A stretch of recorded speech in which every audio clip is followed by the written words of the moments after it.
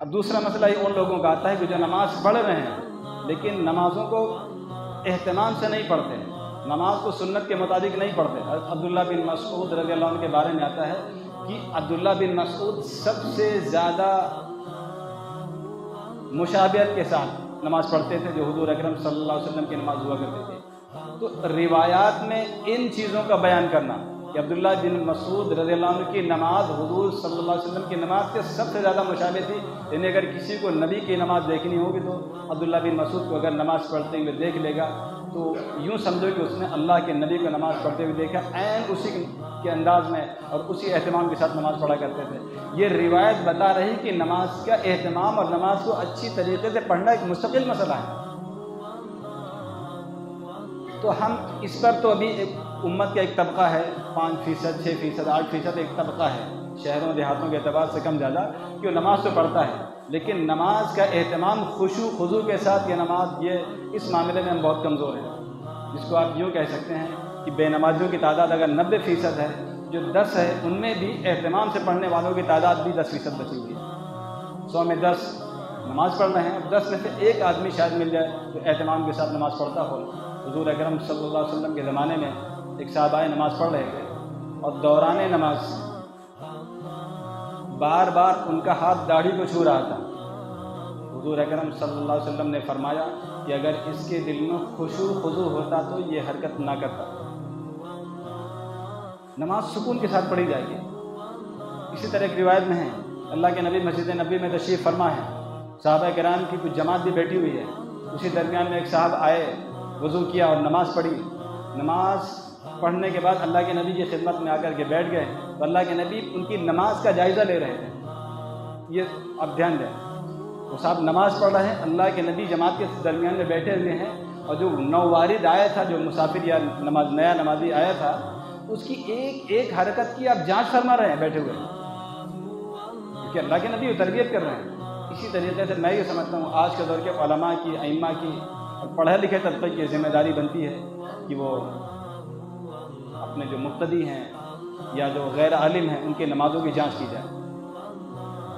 لیکن شرط یہی ہے کہ پہلے اپنی جانچ ہوگی۔ یہ جو کڑی شرط ہے ہم اس میں فیل ہو جاتے ہیں آ کر کے۔ جب وہ آئے اللہ کے نبی کی خدمت میں اور آ کر کے بیٹھ گئے، نبی کریم صلی اللہ علیہ وسلم نے ارشاد فرمایا تھا قم فصلی فإنک لم تصلی، اب جائیے اور پھر سے نماز پڑھیے، ابھی آپ نے نماز نہیں پڑھی۔ ہوا کیا تھا، بہت جلدی میں نماز پڑھ لیتا۔ جلدی کس بات کی کچھ پتہ نہیں،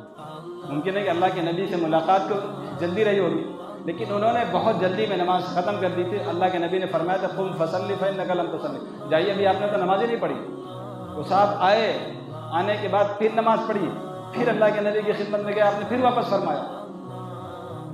کہ نہیں ابھی آپ جائیے، ابھی آپ کی نماز نہیں ہوئی، نماز ذرا اہتمام سے پڑھی۔ تیسری مرتبہ انہوں نے بڑے اہتمام کے ساتھ نماز ادا فرمائی تھی، پھر خدمت میں گئے، آپ نے فرمایا کہ ہاں اب تم نے نماز پڑھ لی۔ تو نماز کی جو نگرانی ہوگی، نمازوں کا ایک تول ہوگی، ایک اللہ کے نبی کی جو نماز ہے، اللہ کے نبی نے فرمایا کہ جیسے مجھ کو نماز پڑھتے ہوئے دیکھ دو، اسی طریقے سے امت کی نماز ہونی چاہیے۔ یہ ایک بہت بڑا مسئلہ امت کے اندر آ گیا ہے کہ جو نمازی ہیں وہ اپنی نمازوں کو دھیان نہیں کرتے ہیں۔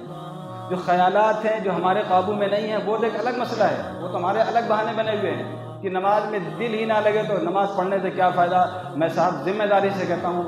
شریعت کی، دین کی کسی کتاب میں یہ مسئلہ آپ کو نہیں ملے گا کہ اگر آپ کا نماز میں دل نہ لگے تو کوئی فائدہ نہیں۔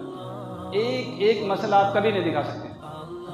نماز کے مسائل ہیں، پہلے آپ پاک ہوں گے، پھر وضو کریں گے، پھر جو ترتیب ہے، فرائض ہیں، واجبات ہیں، اس طرح نماز پڑھیں گے، آپ کی نماز ہو گئی۔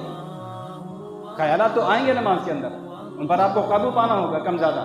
اور خیالات آ رہے ہوں اور آپ کو پریشان کر رہے ہوں تو اس کا مطلب آپ کے اندر ایمان کی ایک طاقت موجود ہے۔ خیال آ رہے ہوں ہم اسی میں مگن ہو جائیں تو پھر کمزوری ہے۔ خیالات سے ہم پریشان ہو جائیں، علماء فرماتے ہیں کہ آپ کے اندر ایمان ہے،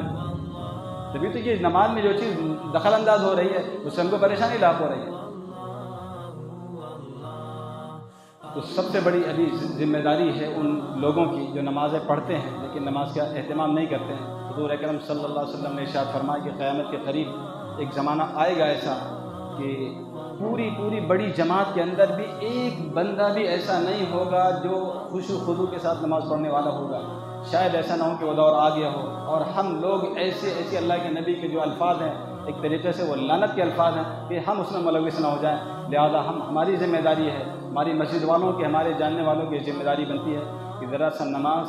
سے پہلے دھیان سے نماز پڑھی جائے۔ نماز کا دھیان مفتی سعید صاحب رحمۃ اللہ علیہ فرمایا کرتے تھے کہ اگر کسی بھی نمازی کو پکڑ کے پوچھ لیا جائے کہ کیا آپ یہ سوچ کر آئے ہیں نماز کے بعد کہ ہم اچھی نماز پڑھیں گے، تو شاید کہیں پر بھی آپ کو اس بات میں جواب نہیں ملے گا، مثبت جواب نہیں مل پائے گا کہ ہاں ہم سوچ کر کے آئیں گے۔ ہم ایک ترتیب پر چل رہے ہیں، اس ترتیب سے ہمیں نکل کر کے خشوع و خضوع اور پورے اہتمام کے ساتھ نماز کی عادت ڈالنی چاہیے۔ اللہ ہم سب کو پورے اہتمام کے ساتھ نماز کی پابندی کی بھی اور نمازوں کو خشوع و خضوع کے ساتھ پڑھنے کی توفیق عطا فرمائے۔